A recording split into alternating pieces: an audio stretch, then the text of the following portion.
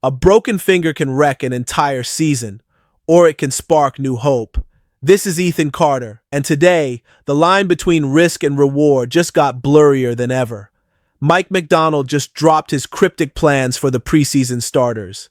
Charles Cross is somehow already back at practice after surgery. Rookies like Emenwari and Horton are about to step into the spotlight. And the offensive line? Man, it's a puzzle with brand new pieces and a few cracked ones. Are we ready to test out the future, or are we just playing with fire?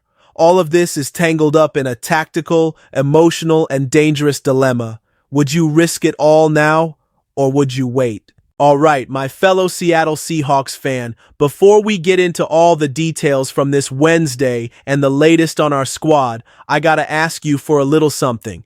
If you're someone who follows the Seahawks Insider Report and you dig our breakdowns but you haven't subscribed yet, please hit that subscribe button. It's absolutely crucial for the channel and for helping our community of Seahawks fans keep on growing. Seriously, thank you so much for the support. If there's one thing a veteran Seahawks fan has learned over the decades, it's that the preseason feels irrelevant right up until the moment it's not, and Mike Macdonald knows it. That's why he's decided to play psychological chess instead of predictable football. No standard protocol, no following some old-school formula. The opener against the Raiders isn't just going to be some friendly scrimmage. It's going to be a live tactical laboratory, an arena for decisions that could shape what we see in Week 1 against the 49ers. And the first move on that chessboard is a bold one. The starters, for the most part, are sitting this one out. For now. But hold on, the definition of starter has never been this flexible. Gray Zabel, for instance, is already considered the guy at left guard, and he's still gonna see the field. Nick Emenwari, too. Elijah Arroyo, same deal. This is the youth movement earning its stripes and getting real responsibility. Macdonald made it clear he wants to test, to observe, to provoke. He's building a team that doesn't just follow orders, but understands situations. And you only get that through real, live reps. Meanwhile, the more established names will probably only show up for the second game against the Chiefs. The logic, bring the intensity at the right moment, keep the rhythm, but at the same time, dodge that ghost of injuries past. I mean, who doesn't remember losing Uchenna Nwosu last year on a completely meaningless play? Macdonald is trying to avoid another disaster like that, but by choosing a blended plan, as he called it, mixing intense practices, joint sessions, and selective use of players, he's also running the risk of an uneven preparation. And the criticism is inevitable. Are all units of this team really going to be in sync for the official opener? Or are we going to see a fine-tuned offense and a defense that's a step behind, or vice versa? This approach, so different from what Pete Carroll would have done, feels more analytical, almost scientific. But football ain't a science lab, and Macdonald knows that. That's exactly why his final quote from that press conference is still ringing in the heads of the most dialed-in fans. We're trying to build up to an intense exposure prior to the opener. Intense. He didn't just throw that word out there.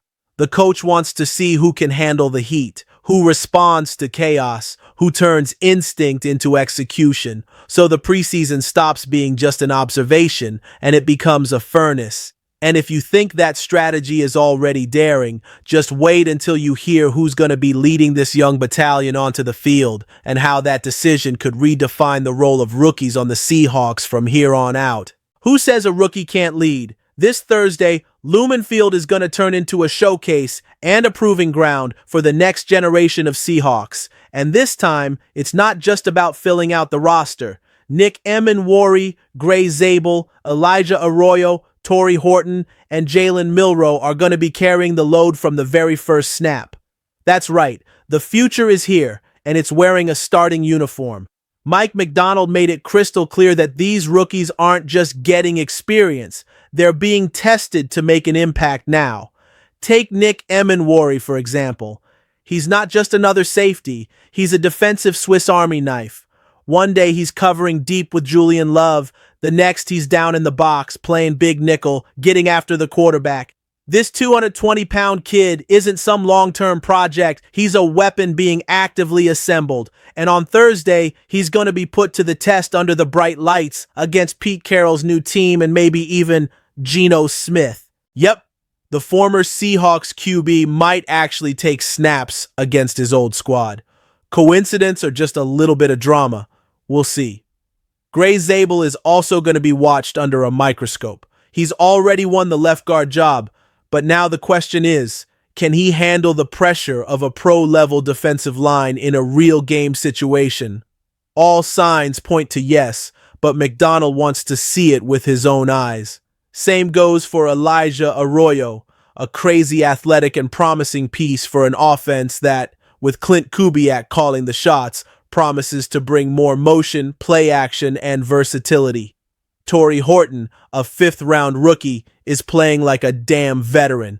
In the last few practices, he's been splitting snaps with Kupp, JSN, and Darnold, and now he's going to get to show if he can translate that into yards, first downs, and maybe, just maybe, a touchdown. But perhaps the biggest curiosity of the night will be Jalen Milroe. The quarterback that a lot of people thought was raw back in May is now set to split the game with Drew Lock. And the expectation is that Kubiak is going to let him run.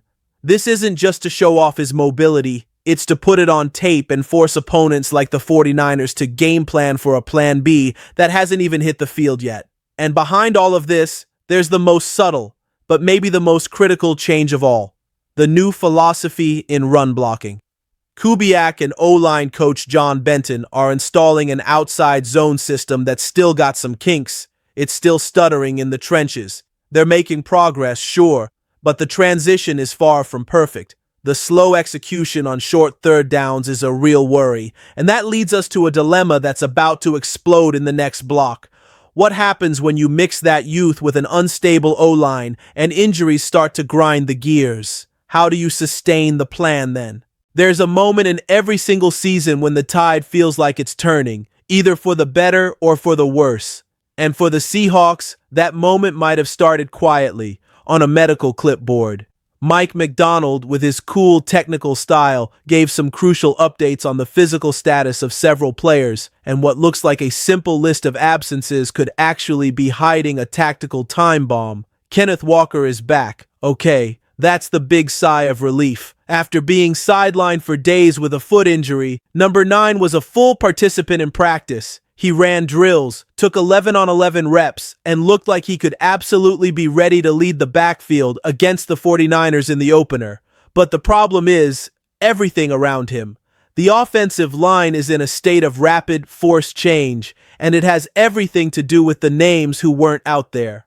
Olu Oluwademi, for example, is still fighting for the starting center job. But missing 2 straight days of practice with back tightness just set off an alarm bell that every veteran fan knows all too well. A back injury on an O-lineman is like a leak in the ceiling. It's bound to show up in the middle of a game. In his place, Jalen Sundell has been taking the first-team reps. A guy who was a total unknown 2 months ago might now be the pivot protecting Darnold, Milroe, and Locke. And here's the question nobody wants to ask. Is this kid ready to hold up against the Niners' pass rush up the gut?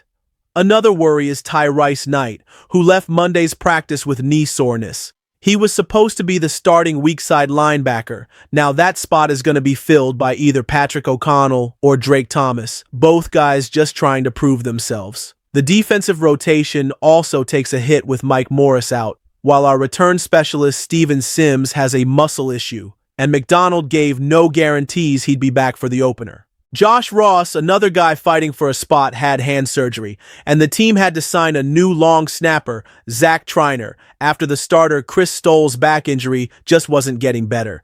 You think that's a small detail? It's not. The game of field position is an ecosystem, and when injuries punch holes, even the specialists matter. And it doesn't stop there. Shaquille Griffin is back at practice, but only to watch. He's being slowly eased back in. McDonald made it clear, he needs time. But time is the one thing we don't have when we're a month away from facing a division rival with one of the most versatile offenses in the entire NFL. And that's where this whole puzzle starts to shake. Because when health becomes a question mark and the pieces don't fit right, talent alone isn't enough. And even when that talent comes back faster than anyone expected, like we're about to see, the real question is it coming back whole? A miracle or just plain reckless?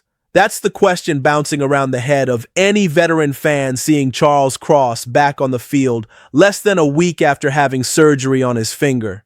Yeah, he was out there in full pads, right hand wrapped up, with that look in his eye of a guy who refuses to miss a single practice rep. But is it worth the risk? Cross is so much more than a left tackle. He's the silent anchor of an offensive line in transition, surrounded by a rookie to his left, a fill-in center, and a brand new system that demands precision, timing, and chemistry. And even if he's just limited to individual non-contact drills, the simple fact that he's on the field changes the entire tone of the preseason. The coaching staff wants him to stay mentally locked in, connected to the new blocking scheme, in sync with the protection calls. That matters, but it also feeds that classic August dilemma. Do you push for continuity or do you preserve the body? Clint Kubiak needs Cross at 100% in September. Darnold's protection and the running lanes for Walker will depend directly on how this line gels, and if Cross is rusty for the opener, the impact will be brutal. The hope, though, lies in the guy's track record. In 3 seasons, he's only missed 3 games. Durability isn't usually an issue, and the fact that he's already moving around, even with limits, suggests the injury was handled with surgical precision. Plus, his lightning-fast recovery sends a symbolic message to the younger guys. Commitment, resilience, dedication. This team is full of rookies stepping into critical roles, and seeing a veteran starter get back to work that fast is a quiet form of leadership. But here's the most important detail. Cross is not playing in the preseason. The plan is to sit him for all 3 games and bet on practices and the joint sessions to get his rhythm back. That means his return to real action will be against Nick Bosa and company in the season opener against the 49ers, with no game reps, no live test, just practice. It's a gutsy bet or a suicidal one. It all depends on how this line responds in the next few days. If Zabel steps up next to Cross and Sundell proves he can hold down the middle, maybe we have a functional unit. But if the mistakes in the trenches keep happening and that chemistry never clicks, then Cross's surgery could go from a symbol of toughness to a massive strategic blunder. The season starts now, and after 4 intense blocks, the question that remains is, are we on the path to evolution, or are we looking at a ticking time bomb in disguise? No, this isn't all a coincidence. When rookies become starters, when veterans come back ahead of schedule, and when the offensive line changes its look every single practice, we're not just watching adjustments. We are witnessing a team in a deep, profound state of change. But the question that keeps hammering away is a brutal one. Are we building something solid, or are we just patching holes before the whole thing collapses? McDonald is playing this game on a razor's edge, and if he gets it wrong, we all go down with him. The season doesn't start on the 7th. It has already begun. And now, I'm asking you, the veteran fan, do you see a new cycle taking shape? Or just another preseason mirage that's about to fall apart? Let me know in the comments. The real ones are still here.